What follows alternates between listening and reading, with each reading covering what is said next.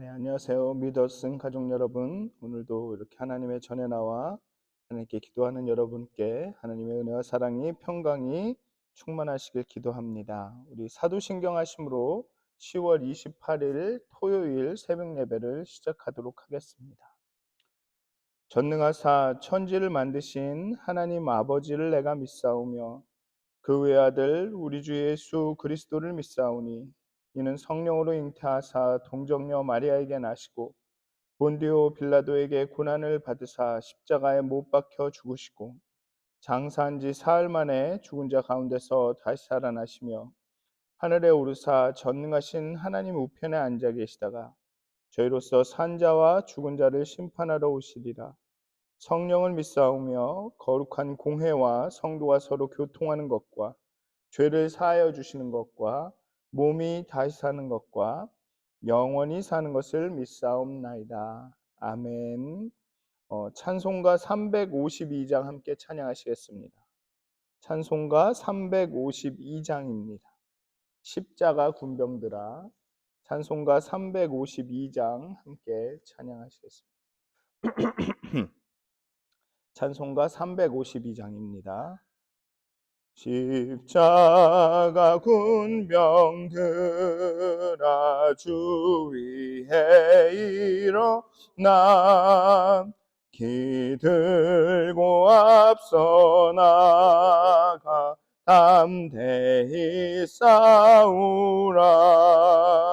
주께서 승전하고 영광을 얻도록 그 군대 거느리사 이기게 하시네. 십자가 군병들아 주 위에 일어나 그 나팔 소리 듣고 곧 나가 싸우라. 수 없는 원수 앞에 주 따라갈 때에 주 예수 힘을 주사 강하게 하시네. 십자가 군병들아 주 위에 일어나. 내 힘이 부족하니 주 권능 믿으라. 복음의 갑주 입고 늘 기도하면서 너 맡은 자리에서 충성을 다하라. 십자가 군병들아 주 위에 일어나. 이날에 접전하고 곧 개가 부르라. 승천한 군사들은 영생을 얻으며 영광의 주와 함께 왕 노릇하리라. 아멘. 기도하시겠습니다. 하나님, 이 아침에 하나님 앞에 나아갑니다. 기도와 찬송과 말씀 묵상으로 하나님 앞에 나아갑니다. 정말 십자가의 군병으로서 하나님의 좋은 병사로서 하루하루 살아가기 원합니다. 하나님, 오직 하나님을 기쁘게 해드릴 수 있도록 하나님이 원하시는 것이 무엇인지, 하나님의 뜻이 어디에 있는지, 우리가 과연 하나님의 편인지를 늘 살피고 점검하는 그런 인생이 되게 하여 주시옵소서. 오늘 이 시간도 하나님 말씀에 우리의 귀를 기울입니다. 이 아침에 말씀해 주시고 우리의 마음을 만져 주시고 하나님의 사랑 안에서 예수 안에서 하나님이 주시는 그 신령한 복을 누리는 그 구원의 기쁨이 충만한 그런 삶을 살아가게 해 주시옵소서. 감사합니다. 예수님의 이름으로 기도하였습니다. 아멘. 오늘 함께 나누실 말씀은 여호수아 6장 8절에서 27절까지의 말씀입니다. 여호수아 6장 8절에서 27절까지의 말씀입니다. 여호수아서 6장 8절에서 27절까지의 말씀입니다. 제가 봉독하도록 하겠습니다. 여호수아가 백성에게 이르기를 마침에 제사장 일곱은 양각 나팔 일곱을 잡고 여호와 앞에서 나아가며 나팔을 불고 여호와의 언약궤는 그 뒤를 따르며 그 무장한 자들은 나팔 부는 제사장들 앞에서 행진하며 후구는 궤 뒤를 따르고 제사장들은 나팔을 불며 행진하더라. 여호수아가 백성에게 명령하여 이르되 너희는 외치지 말며 너희 음성을 들리게 하지 말며 너희 앞에서 아무 말도 내지 말라. 그리하다가 내가 너희에게 명령하여 외치라 하는 날에 외칠지니라 하고 여호와의 궤가 그 성을 한 번 돌게 하고 그들이 진영으로 들어와서 진영에서 자니라. 또 여호수아가 아침에 일찍이 일어나니 제사장들이 여호와의 궤를 메고 제사장 일곱은 양각 나팔 일곱을 잡고 여호와의 궤 앞에서 계속 행진하며 나팔을 불고 무장한 자들은 그 앞에 행진하며 후구는 여호와의 궤 뒤를 따르고 제사장들은 나팔을 불며 행진하니라. 그 둘째 날에도 그 성을 한 번 돌고 진영으로 돌아오니라. 엿새 동안을 이같이 행하니라.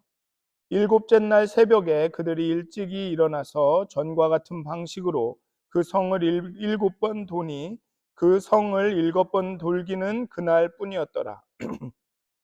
일곱 번째 제사장들이 나팔을 불 때 여호수아가 백성에게 이르되 외치라 여호와께서 너에게 이 성을 주셨느니라.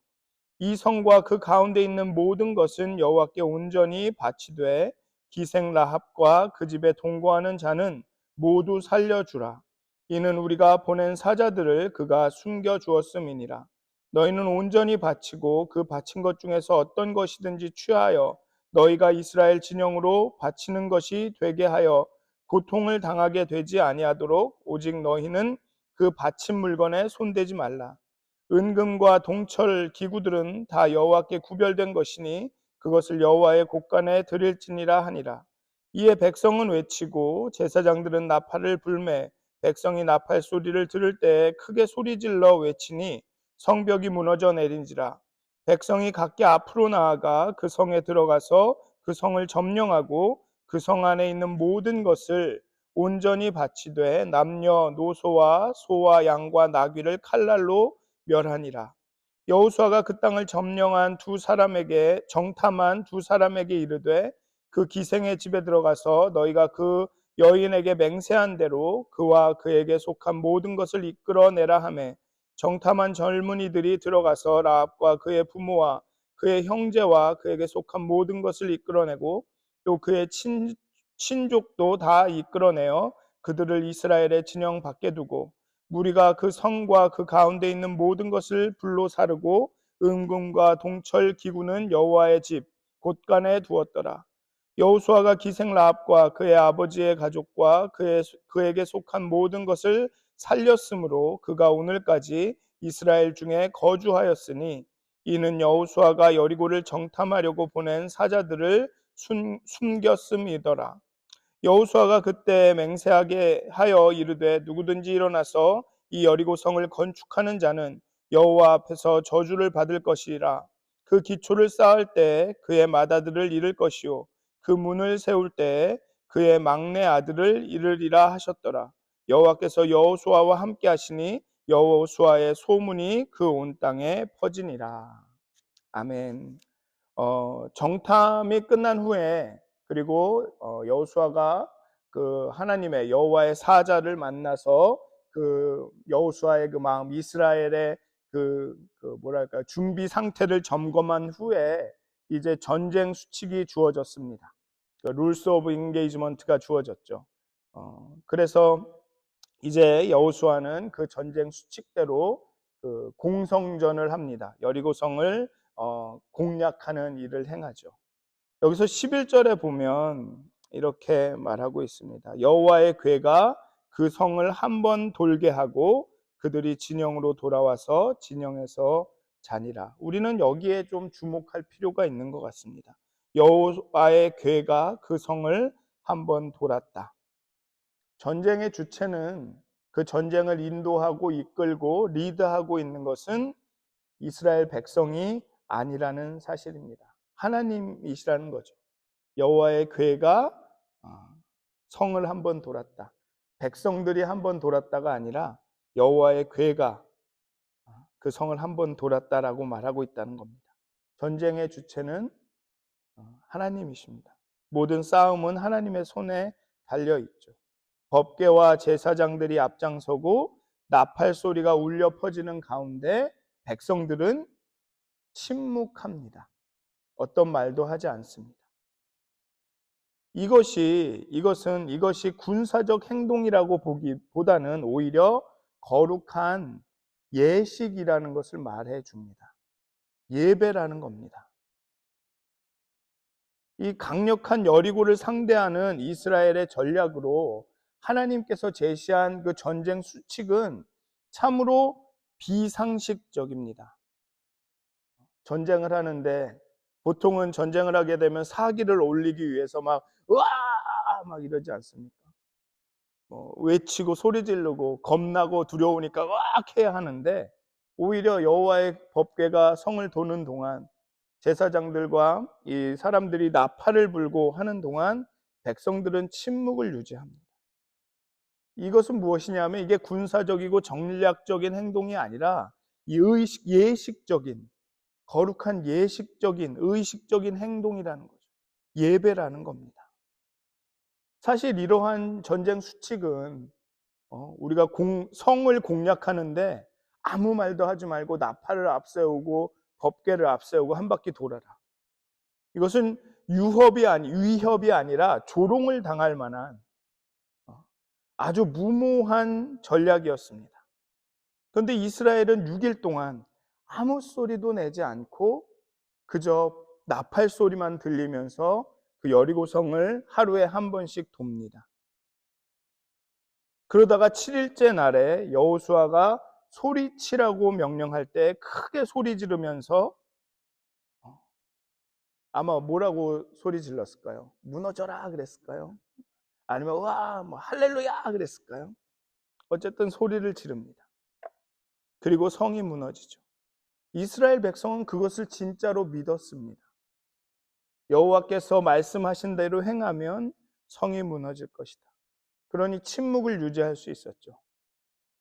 그렇게 말도 안 되고 조롱받을 만한 그 무모한 전략에, 하나님의 말씀에 이스라엘은 정말로 심플한 순종으로 응답합니다.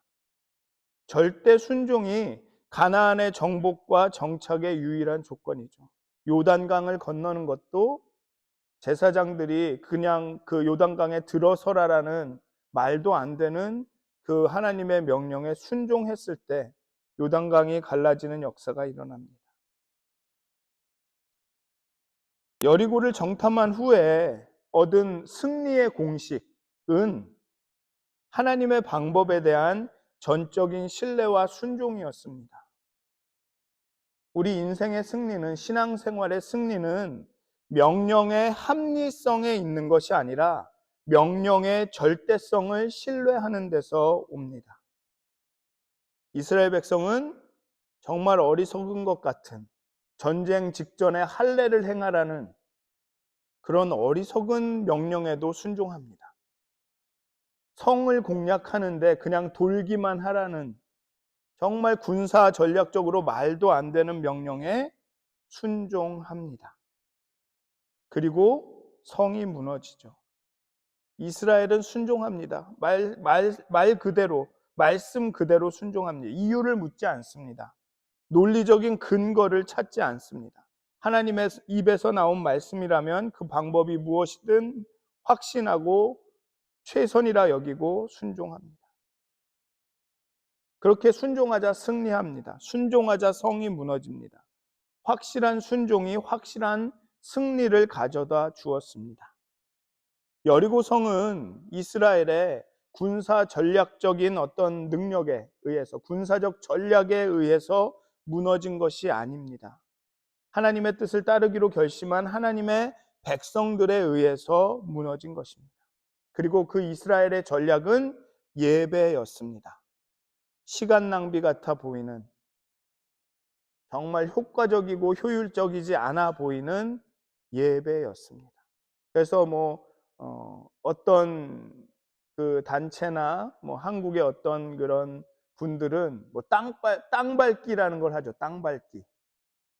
그냥 속으로 기도하면서 이 지역을 주십시오 하고 동네를 돌아다니면서 여기 이 땅 가운데 하나님의 그래서 그런, 저도 어렸을 때 그런 기억이 납니다. 저희는 절을 돌았던 것 같아요. 절에 가서 절을 돌면서 이 땅을 주시옵소서 이렇게 기도했던 것 같은데, 땅을 밟는 게 중요한 게 아니라 순종했다라는 게 중요한 거죠. 순종했습니다. 그리고 그 이스라엘의 전략은 그 순종과 예배였습니다. 예배. 침묵하면서 하나님을 찬양하고 묵상하고, 이스라엘이 아무리 공성전에 있어서 군사적으로 미숙하다 할지라도 여리고 공략 작전은 이스라엘에게서 온 것이 아님을 보여줍니다. 하나님에게서 오신 거고, 하나님이 전쟁의 주인이시고, 전쟁은 하나님의 손에 있고, 모든 하나님의 그 전쟁의 방법조차도 하나님에게 있다는 겁니다. 그렇기 때문에 이스라엘은 여리고에서 취한 전리품을 다 하나님께 드려야 했습니다. 온전히 하나님께 다 바쳐야 했죠. 이 전쟁은 하나님의 것입니다. 하나님이 이기신 거고 하나님이 행하신 것입니다라는 것에 대한 반응으로 여리고에서 얻는 모든 것은 다 하나님께 드려야 했습니다. 즉 여리고 전쟁은 하나님께 바쳐진 헤렘 전쟁이라는 것이죠. 헤렘 전쟁이 하나님에게 바쳐졌다라는 뜻도 있고 또 진멸이다라는 뜻도 있습니다. 그렇기 때문에 모든 기구들, 은과 철과 이런 것도 만들어진 모든 기구들은 하나님의 여호와의 곳간에 드려야 됐고, 모든 가축과 사람들은 다 죽여야 했습니다. 심지어는 남녀노소, 여자와 아이들까지 싹 죽였습니다. 그래서 현재의 관점으로 보면 이것은 뭐라 그러죠? 제노사이드, 인종 청소죠. 전쟁 범죄입니다. 그런데 우리가 놓치지 말아야 할 것은 무엇이냐 하면 이것은 하나님의 대적에 대한 하나님의 심판이라는 겁니다. 단순히 하나님이 이스라엘의 편에 서 있고 이스라엘이 아닌 다른 모든 민족은 그냥 막 다 죽이는 그런 게 아니라, 하나님에게 불순종한 사람들에 대한 심판이라는 거죠. 그 얘기는 뭐냐면 이스라엘도 하나님에게 불순종하면 심판을 받는다는 겁니다. 그러니까 이 전쟁은 하나님이 이스라엘의 편이냐 아니면 여리고의 편이냐의 문제가 아니라 여리고와 이스라엘이 하나님의 편이냐 아니냐의 문제라는 겁니다. 여리고가 진멸당한 이유는 헤렘 전쟁에 이렇게 희생이라기보다는 어떤 심판을 당한 이유는 그들이 하나님의 편이 아니었기 때문에 그렇습니다.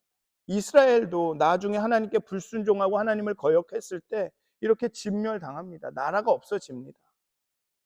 근데 자꾸만 우리는 이걸 보면서 하나님께서 이스라엘 편이었다, 이스라엘 편만 들은 거다, 그렇게 보면 당연히 이것은 인종 청소고 전쟁 범죄죠.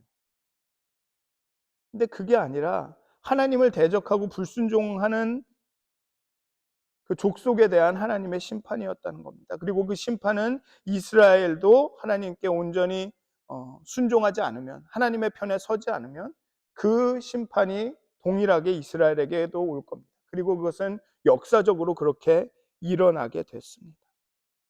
그래서 이 하나님께 온전히 드려진 이 여리고에는 어떤 것도 다시 세울 수가 없습니다. 이 사무엘 상인과 한가 보면 거기서 어떤 임금이 거기에다가 집을 지려고 그 다시 성을 쌓으려고 하다가 그 마다들이 죽고 다 심판을 당하는 그런 일들이 실제로 역사에 나옵니다.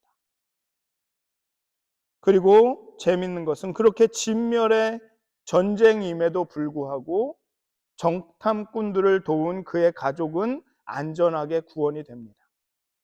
바로 여기서 이 전쟁이 이스라엘의 편이냐 아니냐의 문제가 아니라 하나님의 편이냐 아니냐의 문제라는 것을 알 수가 있습니다. 진멸을 당해야 하는 여리고의 백성임에도 불구하고 하나님의 편에 섰을 때 그 삶이 구원을 받았다는 거죠. 그러니까 하나님의 편에 있느냐 아니냐에 따라서 심판이냐 구원이냐가 결정이 된다는 겁니다. 헤렘 전쟁, 진멸이라는 그런 무서운 전쟁 앞에 하나님을 신뢰하고 하나님의 편에 선 사람들은 구원을 얻습니다. 근데 그렇지 않은 사람들은 심판을 받죠. 요한계시록에서 말하고 있는 그 마지막 날의 심판이 그럴 거라는 겁니다. 그 심판이 두렵고 무섭고 겁나지만 그것은 하나님을 신뢰하지 않고 하나님을 거역한 사람들에게는 무서운 심판이겠지만 하나님을 순종하고 하나님을 따르고 하나님을 신뢰하는 우리에게는 그것은 구원의 순간이라는 겁니다. 세상이 바뀌는 그런 경험이라는 거죠. 계속적으로 요단강을 건넌 후에 이스라엘 백성들에게는 너 나한테 내 말을 따를 것이냐 안 따를 것이냐라는 순종의 시험이 계속됩니다. 할례를 받으라는 것도 그렇고 여리고성을 도르라는 것도 그렇고 이제 여기에 나오는 헤렘 전쟁 모든 전리품을 다 하나님께 드려라는 것도 너 순종할래 안 할래 계속적으로 하나님께서 시험하고 계십니다. 점검하고 계시는 거죠. 그런데 이제 앞으로 여러분들도 잘 아시겠지만 이 여리고 성에서 딱 한 사람이 여러분들이 아시는 아간이 그 순종의 시험에 실패합니다. 그리고 그 실패는 아이성 전투에서 지게 되는 영향으로 나타나요. 본격적인 가나안 정착에 앞서 하나님은 이스라엘 백성들에게 계속 말씀하십니다. 순종해. 순종하면 뭘 하든 너희들이 이겨. 이미 이 땅을 너에게 다 줬어. 너희 건데 순종해야지만 그 땅을 누릴 수가 있어. 라고 계속 말씀하고 계십니다. 사랑하는 믿었은 가족 여러분, 때로는 내가 생각하기에 이게 기회다라는 그런 순간이 올 때가 있습니다. 야, 지금 이거 해야 돼. 이때야. 근데 그럴 때 하나님 앞에 엎드려서 하나님 이게 하나님의 뜻입니까? 라고 물어야 된다는 거예요. 과연 내가 하나님께 순종하고 있습니까? 라고 물어야 한다는 겁니다. 네, 아이 성을 얘기할 때도 또 얘기하겠지만 야 이거 잘 나가는데? 잘 되는데?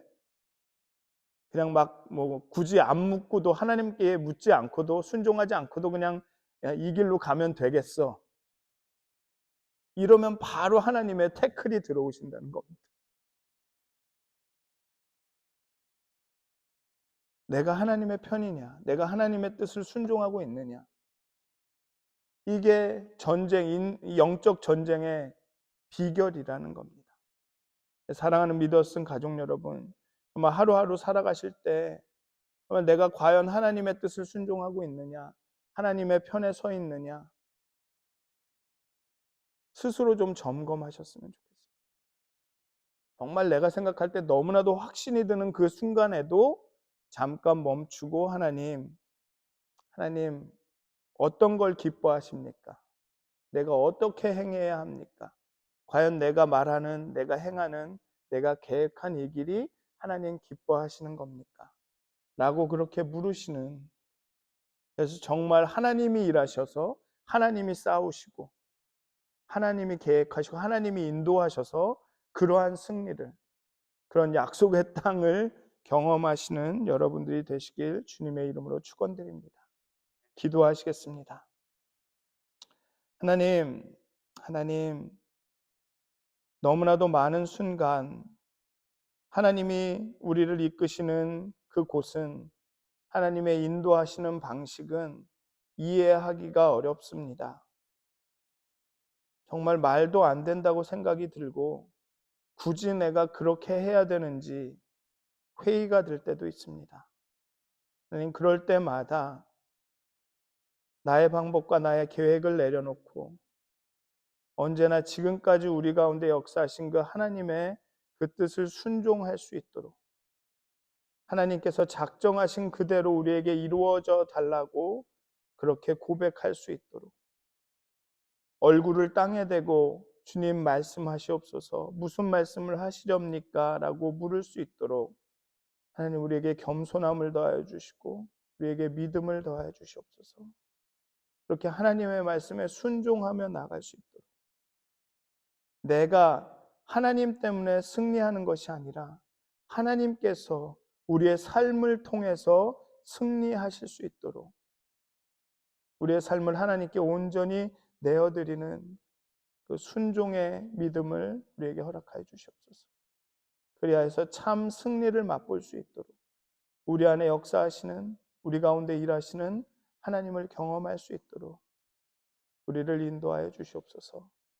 감사합니다. 예수님의 이름으로 기도하였습니다.